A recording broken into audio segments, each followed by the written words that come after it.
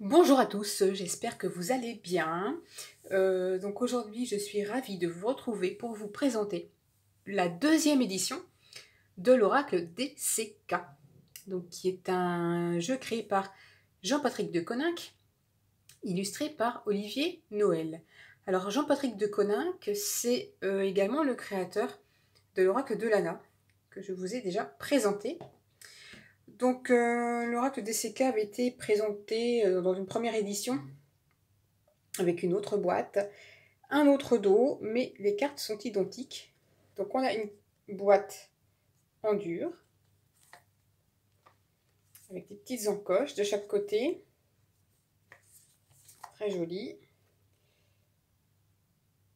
Voilà. Je pense que j'ai dû l'avoir pour 35 €, si je ne dis pas de bêtises, sur Amazon. Donc il s'agit d'un jeu de 82 cartes, donc c'est beaucoup, édité donc aux éditions DCK. Voilà. Alors, ouvrons la boîte. Voilà. Donc on a un livret en couleur et les cartes.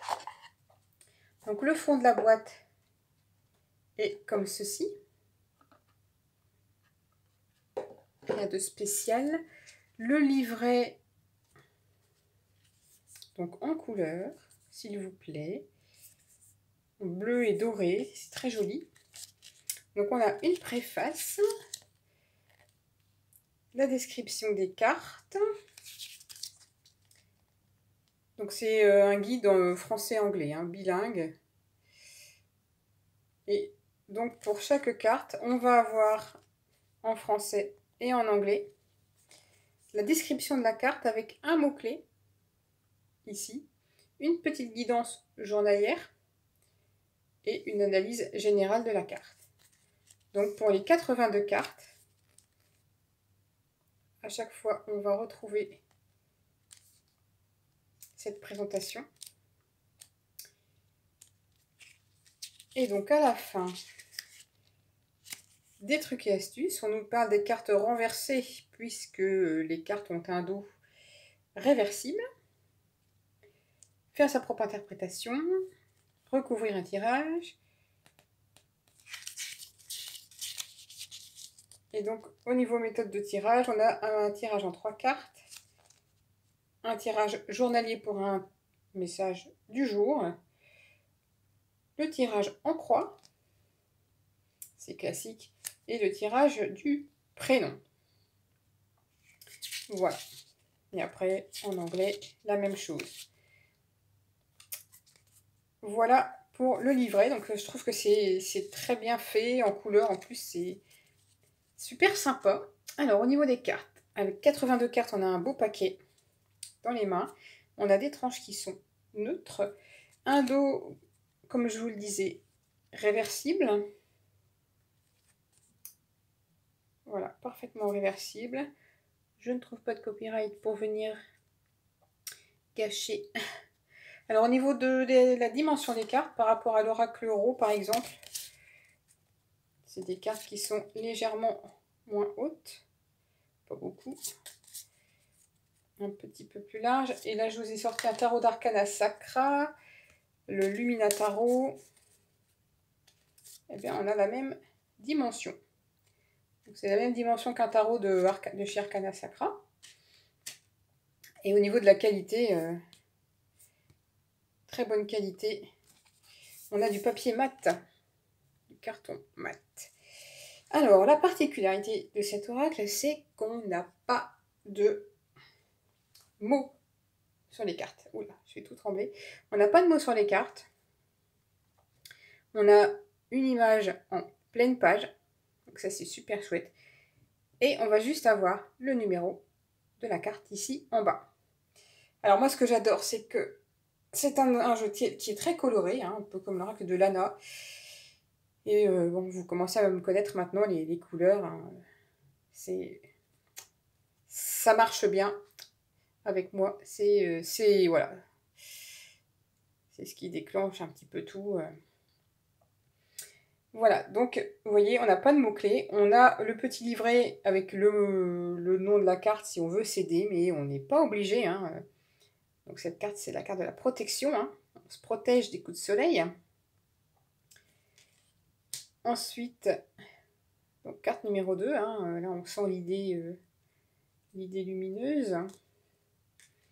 Carte numéro 3, avec toutes ces émotions, tous ces emojis. Elles sont vraiment superbes. Alors, la carte de l'imprévu, hein, du hasard. Alors, moi, je pensais au début que c'était les jeux, mais il y a une... Oui, c'est les jeux aussi, mais pas forcément la chance. On a une autre carte pour la chance. Ça, c'est plutôt les jeux ou le hasard, l'imprévu. On va avoir les saisons, avec le printemps, l'été, l'automne, superbe, superbe, superbe. Et alors, la carte de l'hiver, je la trouve fantastique. Les couleurs de cette carte sont vraiment juste sublimes. Vraiment très très belle cette carte. Le petit poussin, donc bon, ça nous évoque une naissance, un début. Hein. Là, on a un cimetière, donc on voit bien qu'il s'agit plutôt d'un décès. Donc ça, c'est plutôt une carte de connaissance avec ce livre ouvert. Une carte de direction. Là, ici, on voit bien que ça représente le travail. Hein. Là, on voit bien la santé. Vous voyez, on n'a même pas besoin de mots-clés. Hein. Ça saute tout de suite. On a un Cupidon, Cupidon avec le petit cœur ici. Voilà. L'ours pour la puissance. Avec toujours des superbes couleurs. C'est splendide. Ici, nous avons une ambiance un peu électrique. Des petits oiseaux qui babillent, qui babellent, qui racontent. Ici, je pense que ça doit être plus... pas forcément la sagesse, on a une chouette pour la sagesse. Ce serait plutôt les ancêtres ou quelqu'un d'assez âgé, d'expérimenté. Donc ça, c'est pour la carte de l'enfance. Hein. C'est très marrant cette carte. Donc ici, c'est l'aide. Hein. Ici, cette tortue aide cette petite souris à traverser. Bon, la corne d'abondance, hein. Il n'y a pas besoin de mettre de mots. Voilà. Alors ici, c'est la carte du jardin secret. Hein, la porte s'entrouvre. C'est le jardin secret. Donc voilà, ici, le dur labeur. Hein. Oh, les couleurs sont vraiment magnifiques. Le cadeau. Ici, on a l'élévation. Les connexions. Hein, ça nous parle de connexion. Alors cette carte, moi, elle m'évoque plusieurs choses. Hein. La vitesse, évidemment, avec... mais comme il a l'air de nous foncer... Donc les déplacements, mais pourquoi pas le danger, il peut nous foncer dessus. Ce bus, on est juste devant. Donc ça, c'est une carte de nature. Avec le poignard, plutôt la tromperie. Hein. Ici, on a une idée de manipulation. La peur, ici. Avec les yeux rouges, là. Alors ici, vous voyez, c'est un pion qui se voit dans le miroir comme un... Je ne sais plus si c'est le roi ou la reine dans les échecs. Je crois que c'est le roi. Voilà. Ici, on a une ruine.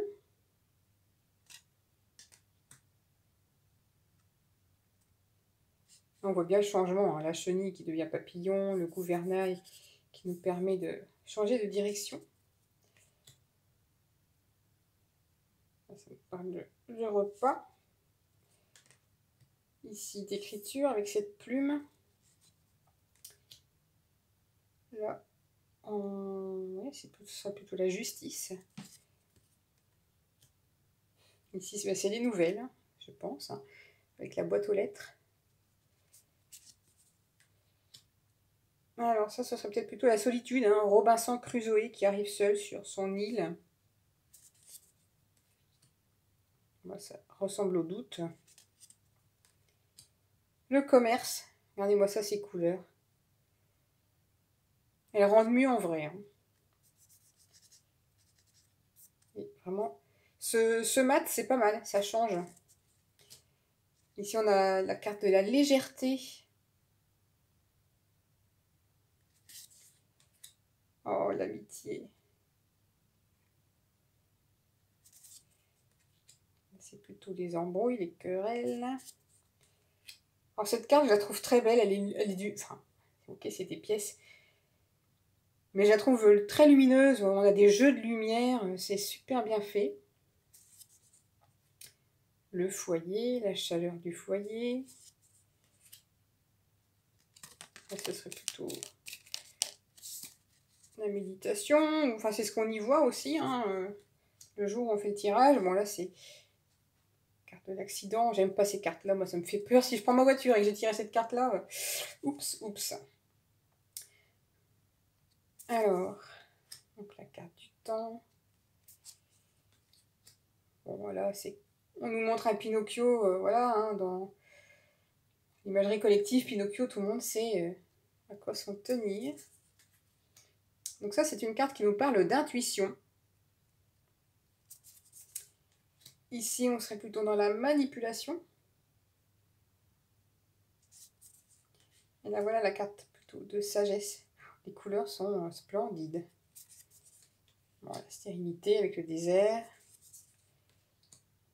Voilà. Je pense que ça doit être les intentions négatives, ça.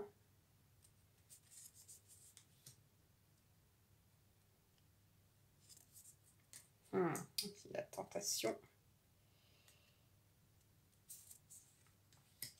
Là, on voit bien ça ça me fait penser à la carte du 5 de Denis dans le tarot. Hein. On est dans la pauvreté, le manque. Alors ici, ce serait, oui, les passions, pas que le sport, parce qu'on a de la peinture également. Plutôt les passions. Ça me fait penser au 7 d'épée. On a une carte de blocage.